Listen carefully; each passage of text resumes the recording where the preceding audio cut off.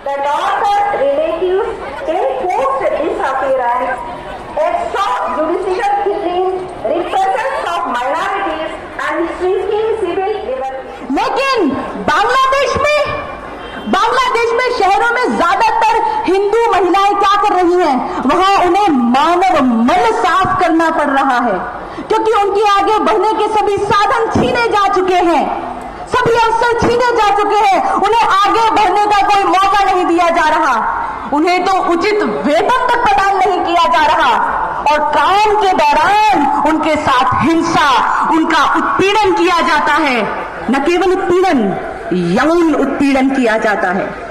वहां महिलाओं को अक्सर जबरन वैश्यावृत्ति का शिकार बनाया जाता है। वहां उन स्वाभिमानी महिलाओं का, उनके अस्तित्व का, उनकी भावनाओं का, उनके अधिकारों का निरंतर हनन किया जाता है। आज ये जो प्रदर्शन है ये क्यों चल रहा है? ये बांग्लादेश में हिंदू के अल्पसंख्यक के अत्याचार के बल के समर्थन के लिए, बांग्लादेश में हिंदू और अल्पसंख्यकों पर जो अत्याचार हो रहे हैं, इसके विरोध में आप लोग आए हैं कि वहाँ ये अत्याचार बंद होना चाहिए। कितने लोगों की संख्या यहाँ पर होगी? कितने लोग आए हैं? यहाँ 50,000 लोग हैं। तो अभी ये प्रदर्शन और कितनी देर तक चलेगा? अभी 2-3 बजे तक चलेगा। 3 बजे तक चलेगा। तो कोई और भी मुख्य अतिथि आने वाले ये लोग हैं? इसके बारे में बहुत बहुत धन्यवाद।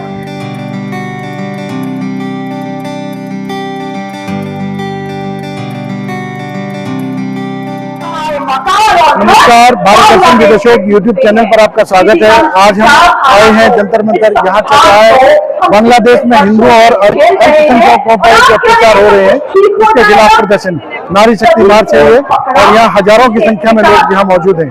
और आज यहाँ जितने भी मुख्य वक्ता हैं हम उनकी बातें सुनाएंगे और लोगों से बातचीत करेंगे। आखिर इस प्रदर्शन में भाग लेने का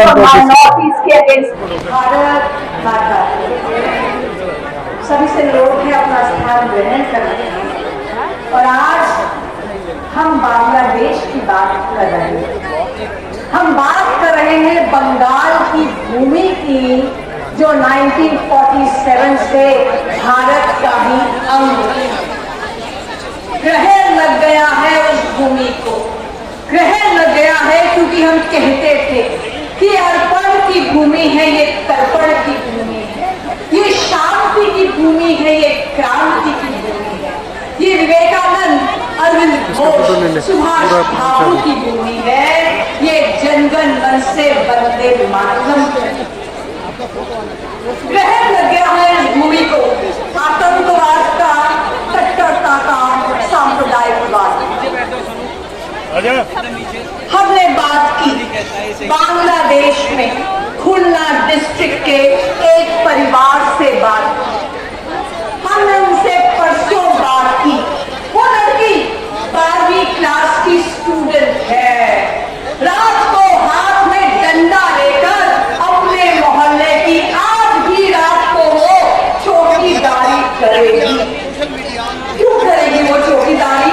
मैं हिंदू महिलाओं की, दलित हिंदू महिलाओं की स्थिति के विषय में कुछ कहना चाहूंगी। बांग्लादेश में दलित महिलाओं की स्थिति इतनी भयावह है कि यदि उस खौफनाक मंजर को आप इन आंखों से साक्षात देख लें तो आंखों से आंसुओं की अपेक्षाकृत खून टपक पड़े।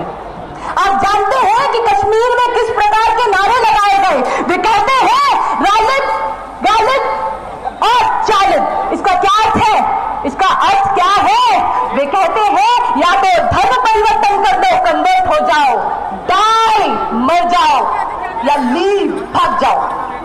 इसी मानसिकता को आधार बनाकर आज बांग्लादेश में हिंसा का माहौल बना हुआ है। आज बांग्लादेश चल रहा है, वहां हिंदुओं को जलाया जा रहा है। 1901 के दौरान बांग्लादेश में 33% हिंदू आबादी थी, लेकिन 2022 के सरकारी आंकड़ों के अनुसार वहां केवल 8% हिंदू आबादी रह गई है। कहां गई वो 33% हिंदू आबादी? क्या वही हो गया? वही गालिब गालिब और चालिब? मेरी बांग्लादेश में कुछ पढ़ी लिखी महिलाओं से बात हुई।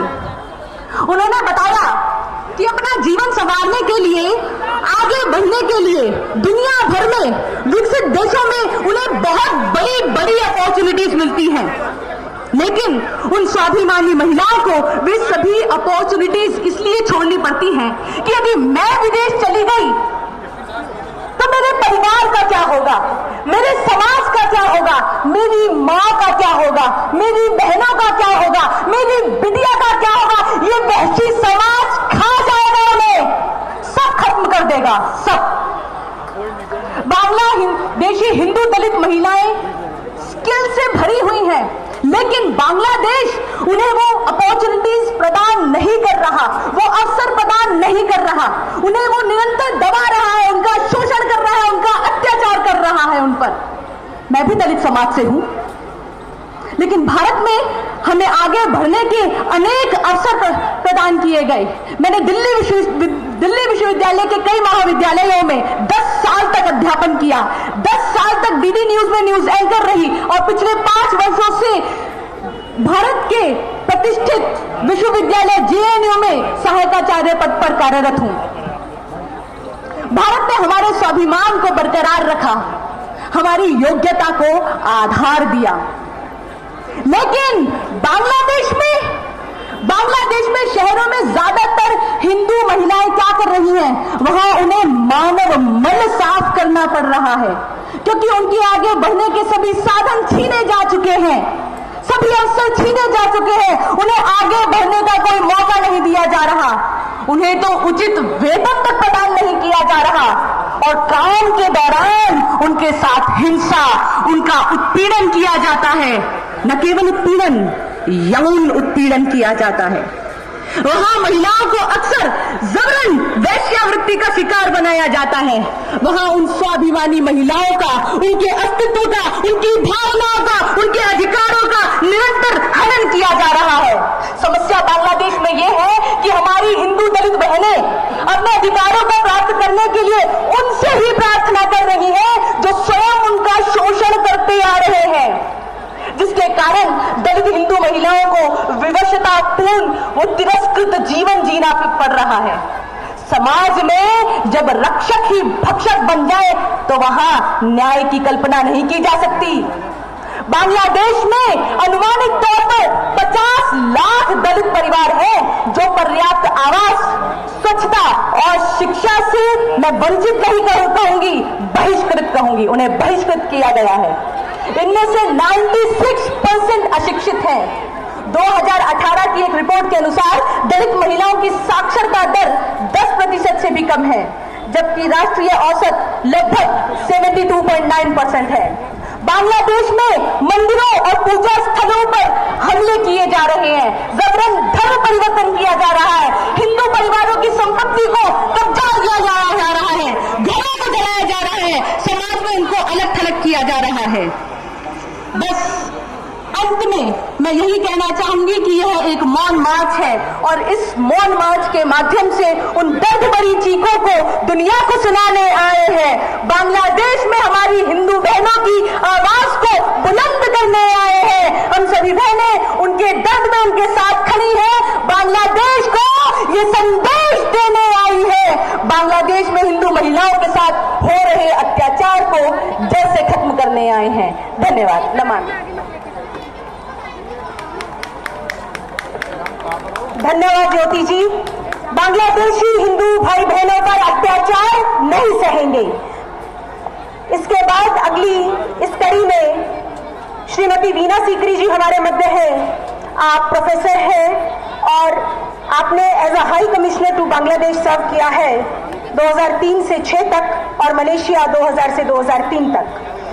आप as council general of Hong Kong भी रही हैं। बहुत ही खुश हूँ कि आपने एक ऐसी बड़े पैमाने पे प्रदर्शनी की है आज, जो हमारे हिंदू महिलाएं हैं बांग्लादेश में, जो हमारे हिंदू बच्चे हैं बांग्लादेश में, उनके लिए उनकी सिंपैथी में आपने ये प्रदर्शनी की है। हम सब जानते हैं कि बांग्लादेश में हाल ही में एक तख्ता पलट हुआ है और शायद उसके पीछे आर्मी थी, उसके पीछे पाकिस्तान थी, बहुत सारे देश उसके पीछे थे।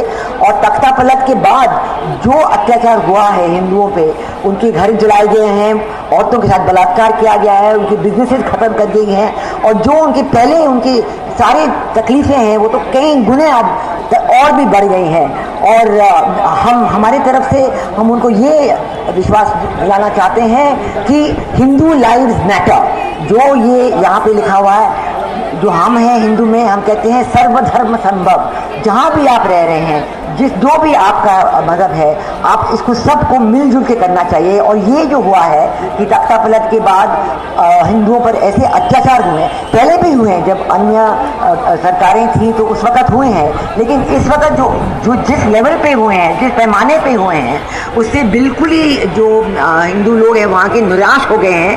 और कल जो स्वाधीनता दिवस पे हमारे प्रधानमंत्री जी ने रेड फोर्ट पे कहा, बिल्कुल सही कहा कि हम बिल्कुल चिंतित हैं कि बांग्लादेश में क्या हो रहा है हिंदुओं के साथ, उनके साथ क्या तकलीफें हैं, उनके साथ हम हैं। हम चाहते हैं कि बांग्लादेश में शांतिपूर्वक स्थिति रहे, बांग्लादेश में डेमोक्रेसी आए और डेमोक्रेसी के तहत सब लोगों को अपने अपने मज़हब के साथ अपना अपना काम, अपने अपने चीज़ों को फॉलो करने का मौका मिले। हमने देखा है कि इस बार पूरी दुनिया में डेमोन्स्ट्रेशन हुई हैं बांग्लादेश के हिंदुओं के साथ।